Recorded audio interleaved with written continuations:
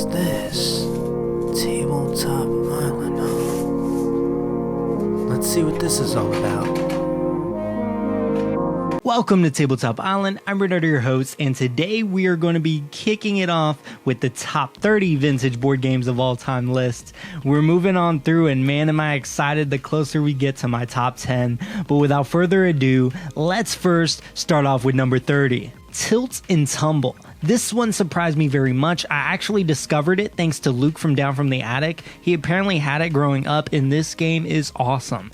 And I do call attention, it is a well-balanced device. It is such a neat concept, and probably one of my favorite dexterity games of all time. It doesn't get a whole lot of love, and essentially you're taking chips from the bottom tray, placing it on top in hopes that it doesn't tip over. Or really in hopes that it tips over for your opponent. Because if your opponent ends up having it tip over on them, the person who went before them is the winner. This game is so hilarious, so easy to set up, and so quick. It's just such a blast every time I get it to the table. That's why it's number 30, Tilt and Tumble. And if you're interested in a review, I'll leave a link in the description where you can check out my review. Number 29, Bigfoot. This is the giant snow monster game. It is a really weird one. It's relatively old, and honestly, the Bigfoot component in this will give you nightmares. Sorry about that, guys. But essentially, you are moving your piece around to be the last one standing, and you get to move the Bigfoot piece, and when it goes over top of one of your player's kind of token pieces, you click down on it, and it could potentially leave a footprint, which will eliminate that player kind of chip piece. And it can also show a blank tile, which means it does nothing. Nothing more satisfying than trying to get your opponent out, and then you go out and it's blank, and then they are all targeted towards you because you try to take out the homie. Happens every time. I can't ever win at this game, but it's been climbing up slowly because the strategy is really smart. It's a really simplistic game, and every time I play it, I have a fantastic time. It's one of the ones that surprised a lot of individuals when I did my top list with Matt Wilkins because I feel like I didn't praise it enough in my review. I'll leave a link in the description at the bottom where you can check out my review, but I assure you, it doesn't do it justice because this game is a whole lot of fun. But number 29, Bigfoot. Number 28 is going to be Incredible Hulk Smash game. Also, the Godzilla Smash game is the same game, just a different theme. I prefer the Hulk one. Matt Wilkins actually saw my review and picked up the Godzilla one because he prefers that one. I love and enjoy having them both in my collection because I typically play them back to back, or sometimes I'll even use both of kind of the utilities, which in this one's case is the Hulk fist, which I just love. Nothing more funny than taking that little plastic fist and wiping out their tank, because yes, the tank is the best one in this game. And it's the same with the Hulk, except with the Godzilla, but with the Godzilla piece, it's kind of like a plastic standee, but when you push down on it, it leaves a footprint. And I think that stood out more to Matt Wilkins because he likes Godzilla more. It really didn't have to do a theme to me as much as it had to do what you utilize to smash the pieces, because again, I told you this isn't going to be the only Play-Doh game in my collection, and this one's still not the only one. Trust me, it gets better. But Hulk Smash, I adore this game. You're just trying to get to the end with your vehicle, and it is getting smashed the entire time. It is a blast. Highly recommend it if you're looking for a Play-Doh game because it is relatively cheap. But that's number 28. The Incredible Hulk Smash game, or again, the Godzilla Smash game. If you're interested in taking a look at a review, I'll leave a link in the description where you can check out my review. Number 27, 13 Dead End Drive. I love this game. I love playing it around October with the spooky season because it is a game where you have this 3D mansion, looks beautiful, and honestly, they did recently reprint this. I saw it at Barnes & Noble. I'm pretty confident you can get this relatively cheap, but it is kind of like a murder mystery-ish kind of game where you're trying to collect the inheritance. And essentially, you have cards dealt out to each player, and they are trying to get that player to escape while their painting shows at the top of the mansion. Obviously, there's going to be certain things you'll want to do because if you don't have that person who's currently showing behind that painting, you want to kill them. So you can move any player piece you want, and you can move them to traps and get rid of them. It is a hilarious, fast-paced game, and honestly, this is a great game. It always climbs up around the spooky season, but when I compare it to some other games, I just like a little bit more games, just a little bit more. 13 Dead End Drive. You may also see one that was kind of a reprint later of a different name called 1313 Dead End Drive. I definitely prefer this one, and if you have the opportunity to get either or, this is the one I would go for. And if you're interested in more information on this game, I'll leave a link in the description for my review. Number 26 is Crossbows and Catapults. I do show off the vintage one. There's also Battleground, which I also have. I prefer this one a little bit more due to its simplicity, but I'll be honest with you, I also love Battleground, so they both fit into the same slot for me. Essentially, this is a two-player game where you're building up your fort. You have crossbows and catapults that are trying to shoot discs to knock out your opponent's castle, taking out all of their enemy pieces.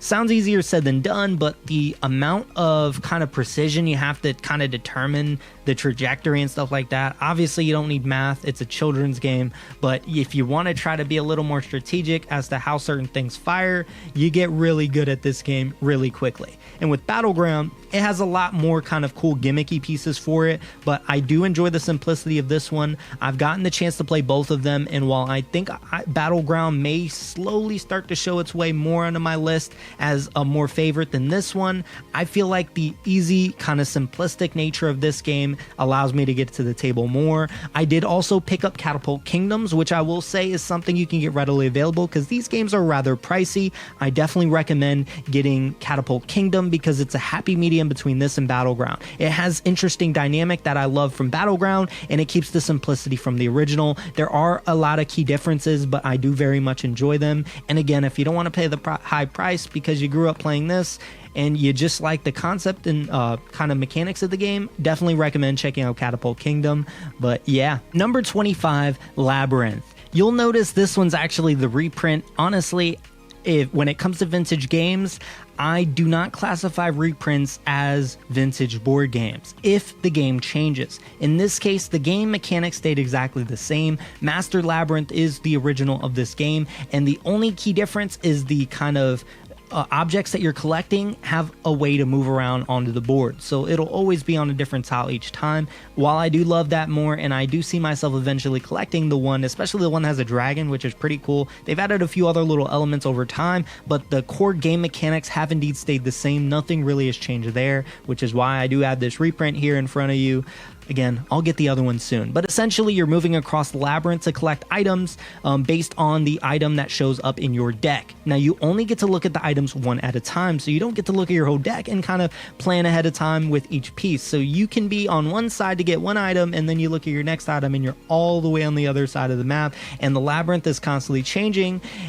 It is a lot of fun. Highly recommend it. It is very cheap. If you can get your hands on the vintage copy, I think you might enjoy that one a little bit more because it'll have a little bit more for you. But they have a bunch of different themes, reskins of this same game, and it is enjoyable no matter which one you get, which is why it's sitting here on my list. And if you're interested in a little bit more details, I'll leave a link in the description so you can check out my review. Number 24, The Vampire Game by Waddington's. Again, I love Waddington's games. This one, no exception. This is a unique game where it has a Dracula piece which sits into this kind of center of the castle where you are trying to save the princess. The first player to bring two princesses back to their village wins. Sounds easier said than done, but the Dracula piece is constantly moving because you're consistently rolling a die. The thing I enjoy the most about this game is that depending on the player count depends on the die you use to roll Dracula, which means he rolls and moves a lot quicker and a lot more when there's less players, which makes sense because they're constantly going back and forth. He wouldn't move as much and it'd be a lot easier, and it was something I thought about in the game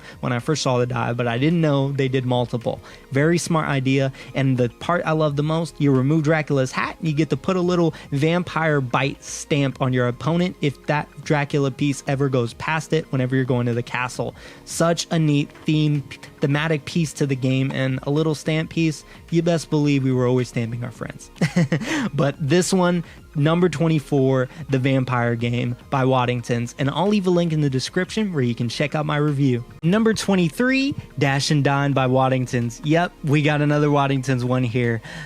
Oh man, I love their games, and this one is a fast-paced real-time game where you are going through a fast food chain restaurant trying to collect orders, bring them to the table to fulfill them first.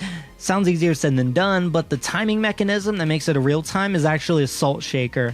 Love the thematic nature of that. But your opponent is constantly shaking it, and when it gets to the bottom, that's when that turn ends. So they are constantly shaking in your ear, and you're just like panicking, trying to roll the die really quickly to move, collect the order, bring it back. You spin this little spinner piece. The components are fantastic. A nice plastic board.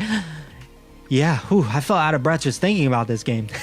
Dash and Dine, and I'll have a link in the description too, where you can check out my review. Number 22, Dragon Strike. Yes, I know what you're thinking. A 3D dragon that's electronic, of course it's on your list. What you're doing, you are these adventurers, standee pieces. There's a reason why they're standees, trust me. You are moving through to collect gems and place them on top of your hat, kind of holding it up. So it sits on top of your player piece. You bring it back, and once you end up getting both of your gems to the kind of starting location, then you get the opportunity to go through the secret passage and try to collect the golden eggs. The first person to get the golden eggs to the starting location wins. Now, I know what you're thinking. Where does the dragon come in play? Whenever you roll a certain selection on the die, which is a green symbol, you push the button and the dragon's neck whips across the map and can knock down jewels. Oh man, I love that part, and that is such an exciting piece of the game. And I know Matt Wilkins is over here rolling his eyes saying, oh, but it always hits the piece, and it's just, that's the fun part of the game, Matt. Yeah. It constantly whips itself around, and you start to notice certain areas of the map where it doesn't always hit. And honestly, you also get the complaint to where, yeah, someone can go out to get the gems, to get the golden eggs, and then anyone can steal it at that point. Sure, I love that part of the game. I love the fact that the fun part of the game of that dragon taking that piece off of your player pawn is something that happens a lot in the game. That's what you want. It's the funny part of the game, and it's on this list for that very reason. If you're interested in a little more details, I'll leave a link in the description so you can check out my review. And finally, number 21, Little Green Men by Waddingtons. Man, I had a lot of Waddingtons games on this list. Well, this one is absolutely awesome. I was the first person to review this game, and I couldn't find any information on it. Couldn't find any details on the instructions, nothing on BoardGameGeek.com. I was the first to show this off, and I took the plunge on it because it wasn't the cheapest game I had. But man, was I glad that I picked it up because it's such an awesome game. I figured it has a spinner piece that is a spaceship and has these cute little alien pieces. It can't be that bad, right? I hoped, and man, was I right. So you are moving your kind of explorer piece to get to the spaceship. You spin the wheel, and you're essentially trying to take those aliens and capture them into your Jeep.